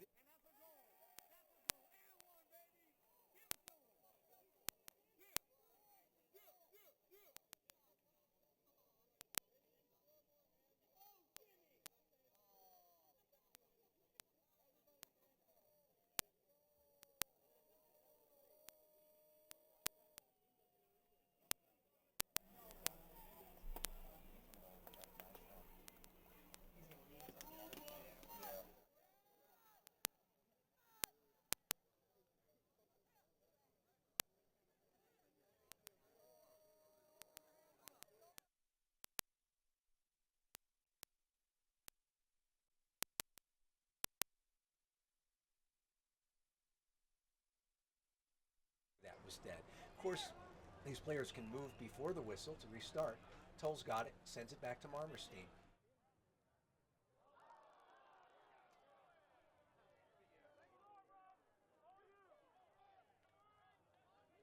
He goes by the boards. 10:26 on the clock right now. This one's sent up to Schreiwise. Hammond settles the mark in. Sends a hammer over the top to Camp.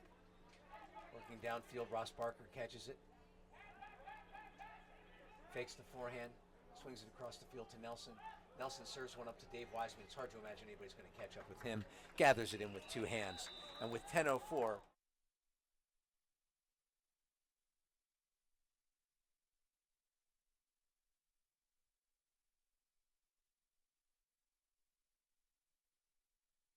and Maxstat right there.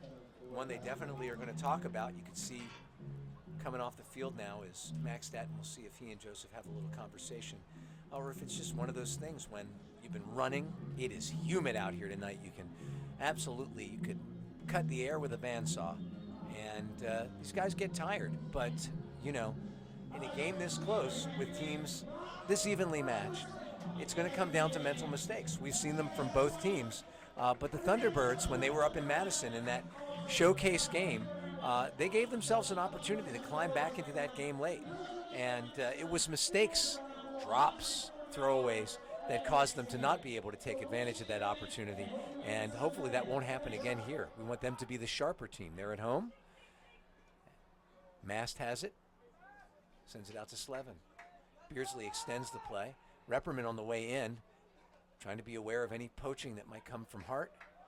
Thrown backwards to Mast. Mast sends it out to Vats. Vats closes the distance, and you could tell that Annan was thinking, or sorry, that's not Annan. That was Bruce thinking about a bid. Slevin throws the inside out nice and easy to Patrick Earls. Earls thought about it. Now he's joined by the double team, and he's got Slevin, but instead he passes out forward to Thorne. Thorne has him, sends a little inside out. That's a much harder throw than you think it is. And then there's a Scuber to the Birdman.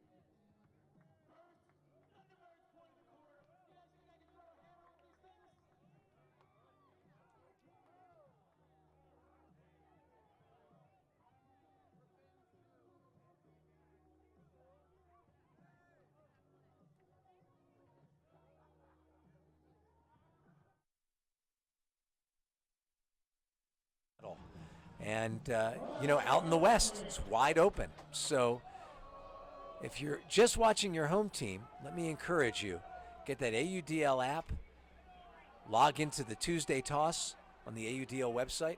Evan Lepler pours out 8,000 to 10,000 words a week just for you.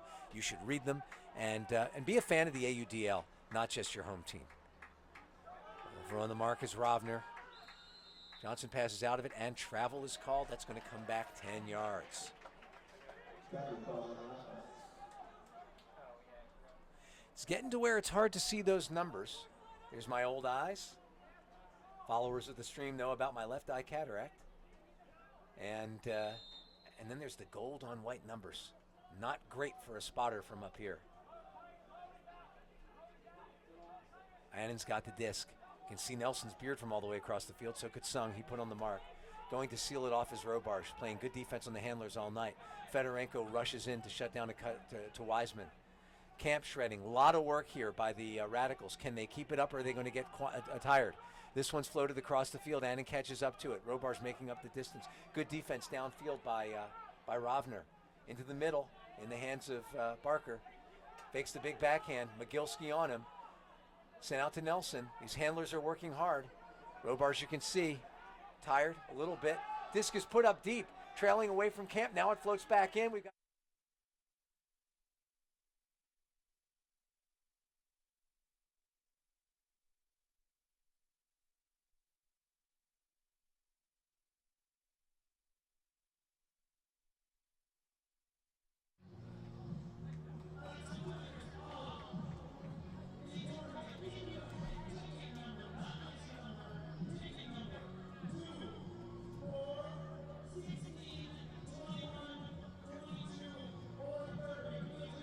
look at the AUDL standings.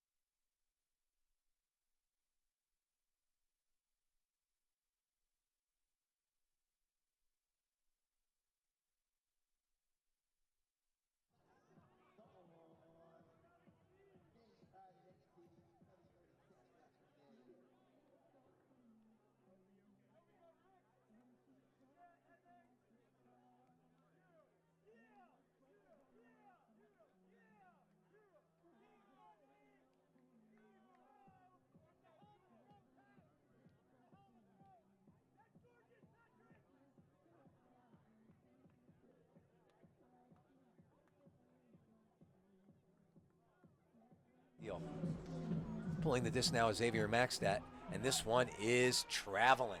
It's going to go into the end zone, 2 yards deep. It is fielded by Benji Karen, sent up to Annan. He breaks the Shrywise across the field, gets up a little high, but no trouble for the big man, Tranquillo on the mark. And again, working hard to shut it down. He lets the sucker get off. This one's trailing hard towards the sideline, but it looks like it's going to catch up to it. And it is Avery Johnson, and he's got Nelson in the middle, but instead he looks off Rovner.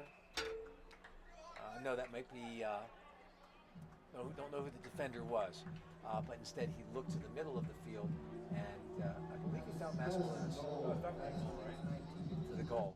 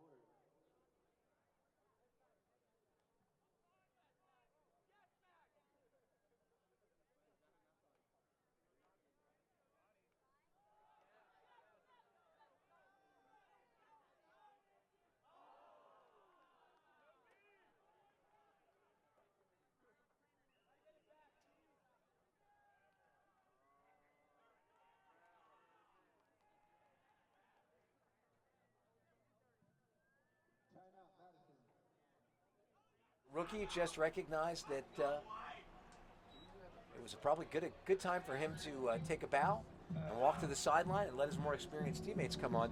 Usually you really love that matchup, Anson Repperman versus a rookie, but Mascalunas making a statement.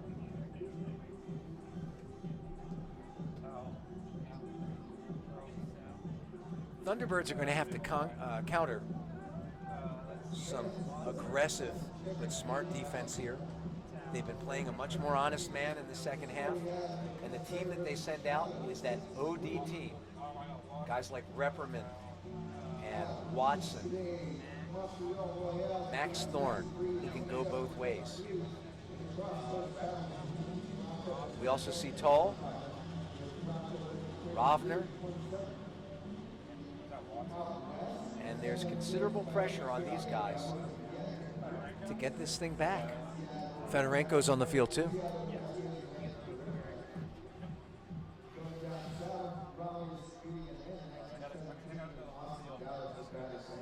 As a train rumbles by in the distance, Thunderbirds trying to slow that Madison train. And there is that ISO set, those four handlers aligned right on the 10-yard line, and then another one all the way across the field. And out on an island, out on Colin Camp Island is Anson Repperman. That throw doesn't go up. Annan working. And there is a travel call. Annan thought in that 7s versus 7s matchup, he thought that he had drawn contact from Fedorenko. Fortunately for him, he didn't throw it because he hadn't drawn contact. We're in Callahan land, maybe. Schreiweiss has it. Sends one out into space, pulled down by Barker. Marked hard.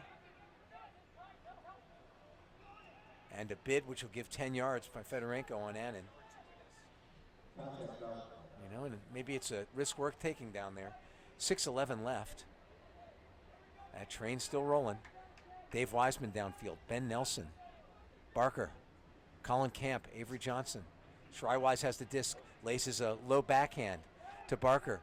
He looks to send it deep, but doesn't. Tranquillo with a big bid, and he gets enough karma. He gets enough. He didn't get anything, but it was enough. And Schreiweiss, the wily veteran, the experienced handler, puts it on the carpet. He had two shots to catch. He dropped them both. Max Thorne looking for a break. He throws one, and it's gathered in by Aaron Watson, a pair that we have seen so many times. And Max Thorne throws that throw with so much touch, so much float, and the Thunderbirds pull even. 19-19 with 5:37 left, and maybe that train was a T-Bird train because it is still rumbling by on this warm evening here in Pittsburgh as these two Midwest Division Titans keep hammering away at each other.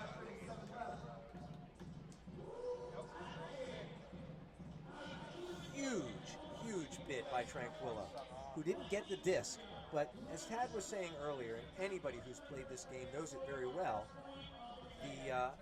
it's hard to concentrate. And somebody lays out in front of you, you lose sight of it for a second, you're ready to go and play defense right away.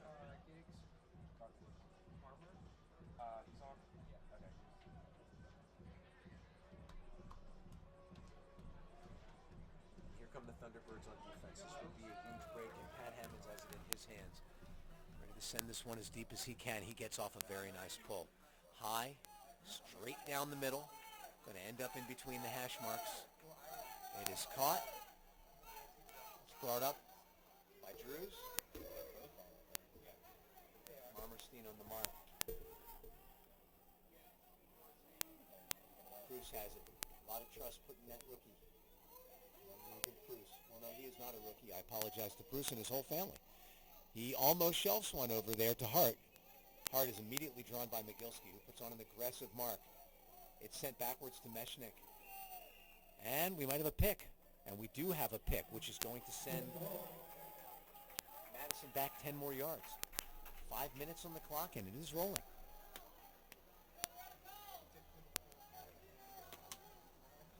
I'm out of water up here in the broadcast booth, so hoping this one doesn't go to OT. Been fighting a cold all week, hoping that you're not noticing too much. Oh boy, this one is a blade sent out into space. Hart pulls it down. McGilsky comes in. I think we might get a little contact called there because I did hear a whistle. but they're going to let the play finish, and it is caught by Graffy. I guess maybe the whistle didn't sound, Kevin Pettit-Scantling, but I did hear a whistle. And at this point, I think DeBile is going out there and saying, you know, Lionetti walking out onto the field, and he says to Kramer, the whistle sounded. And they did maintain advantage, but it should be the same thing that happened with the Thunderbirds when Maxtat was fouled, and whistle was definitely blown. And it looks like Lionetti is going to force a conference here, and I think he should. The clock is frozen at 4:29, and right now the score is Madison 20, Thunderbirds 19. No problem with the pass being completed downfield, but Coach Lionetti and Pat Hammonds is over there. Pat is one of the captains as well. Now we've got a full referee conference. Gorham, Heim, Kramer, and Trevor Bauer. They're still talking it over. But if a whistle was blown, play should have stopped. We'll see what happened.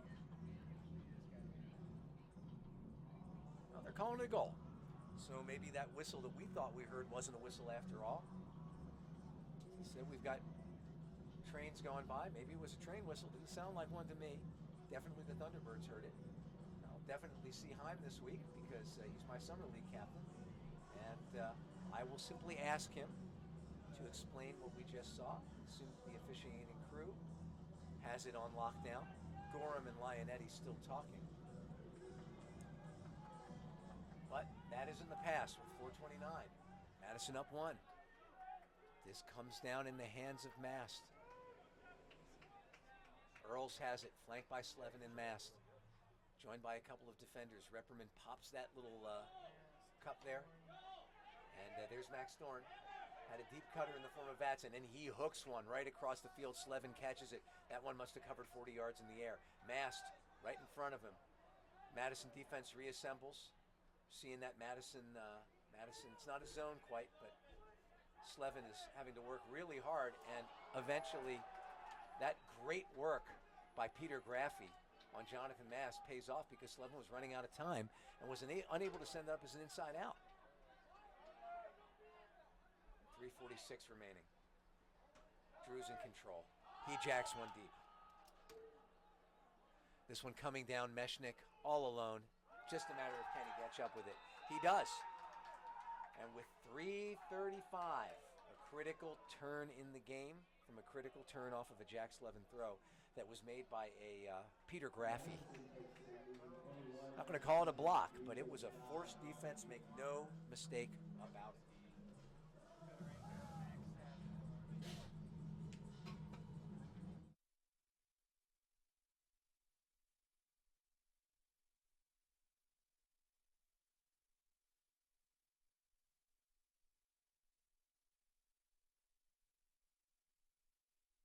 They trail by 2. It is not nearly enough to hold. They have to break.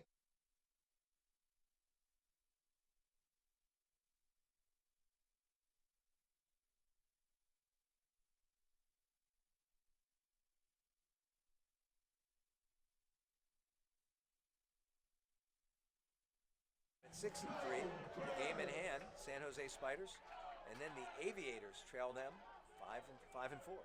So tight out in the West as well. No clear advantage there. Disc is sent out. Looks like it is shuffled up to, didn't see the thrower, probably Marmerstein, but now Thorne has it. Thorne sends it to Magilski. Magilski finds over on the sideline Tall. And now hard to see who's all the way over there, but tight defense. And this one may turn out to work out. It does, Max.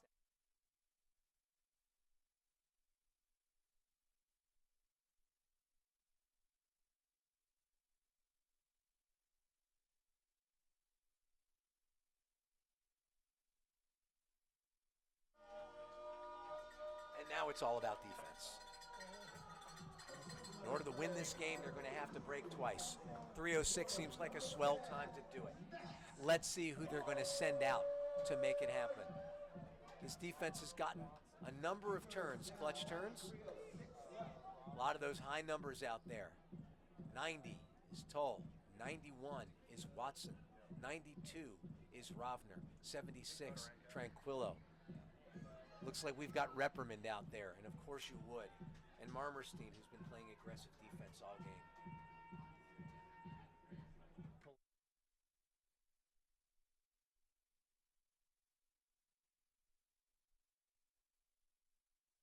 Line where it is fielded by Karen. Annan has it, throws a high release out into space, easily walked to by Camp. Camp looking at what he has, hard in cut, but Fedorenko instead puts the mark on a swing to Karen. Dave Wiseman behind him, nobody there. Wiseman catches it. Now he's being marked by Tull. Sent back to Wiseman. Camp marked downfield by Fedorenko. And a travel, gonna move him back. That makes a difference. It makes a difference in how you can cut. A little bit less end zone to cut behind in. Shadow of the goalpost grows very large this late in the game. 2 minutes and 28 seconds left. Big fake. And throws another one. Thunderbirds playing tight defense. And Watson camped out in the middle. It's letting Barker go. Almost making a bid there was Tranquillo. Disc is sent out to Karen. Not a lot of yardage being gained, but time ticking off the clock. 2:08 remaining. And then wide open. Has time to look around him is Barker. And now gaining on the disc, but not quickly enough, was Rovner. And instead the disc is caught. And with 1 minute and 58 seconds remaining, Madison by 2.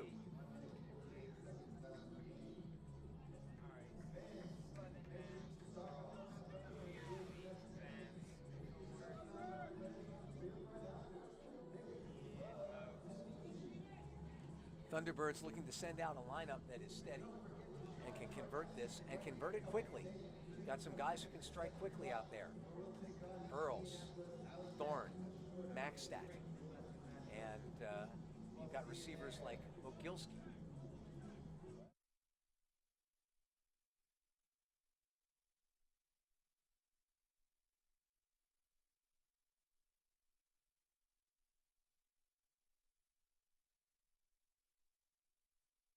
Not a lot of time to lose. Slevin backs it up, catches it. Surveys what he has. Mast has a lot of room. He sends it back. He's got Thorne, but instead passes it up. Finds Earls on the far sideline. Snaps it back to Slevin. He's got Mast. 1 minute and 41 seconds. 20 seconds gone. Vats catches it, sends it back to Mast. Mast has the power position, but thinks better of it. He knows he can't make a mistake right now, so he doesn't throw that big swing across the field to Max. However, Slevin was in a position to do so. It's a minute 26 left, and the Thunderbirds have to be thinking about the clock now. Mogilski flashing in front, that Madison zone, making it difficult to find holes. Vats may have to drop back a little bit further. You might have to risk a shot across the field, either Vats or Max Thorne. Here comes the blade to Max, right? Cutting in. Looks like that's Beardsley. This one comes across the field, but we're down to a minute. We are now under a minute. Slevin catches it, gets it to Vats. Slevin gets it back, and across the field, you got to do it. He throws a beautiful hammer to Beardsley, catches it, freezes the clock. 53 seconds left. Thunderbirds trailing by 1. A break could push this game to overtime. Give it to Madison, though. They came out in their patented zone. They haven't shown a ton of it tonight, and they made the Thunderbirds be patient. The Thunderbirds didn't do what they wanted them to do. They didn't do anything impulsive or foolish. But they did what they almost wanted them to do, their second choice, and that was to be patient. 53 seconds remaining. We are under a minute. The clock will start on the first throw, not when the receiver catches the ball. It occurs to me now I may have made a mistake. We'll see. It might be under 30 seconds. Worry not. Maxstat's pass is caught, and yes, the clock rolls right away. Annan has it. Marmerstein brings the mark. Maxstat coming down. A break to Barker. Great defense coming across the field with Tranquillo. These guys are going to try to maintain possession. The Thunderbirds are going to have to take a chance. There are 39 seconds remaining. Fedorenko on the mark. Camp's got some room. He sends it back to Karen. Karen being marked by Maxstat. Disc is moving backwards, but with 30 seconds, it doesn't matter. They're playing catch. Barker's still got a lot of room, a lot of legs. He stumbles. 23 seconds. Will they be able to maintain possession all the way till the end of the game. 18 seconds. Catching it in space is Karen. He's got Dave Wiseman. Wiseman catches it, sends it back to Karen. Down to 10 seconds. Thunderbirds are going to have to make something happen quick, and they probably aren't going to be able to. 5, 4, 3, 2, 1. And the game is over. Very close. The Thunderbirds with an opportunity to send a message, and they did.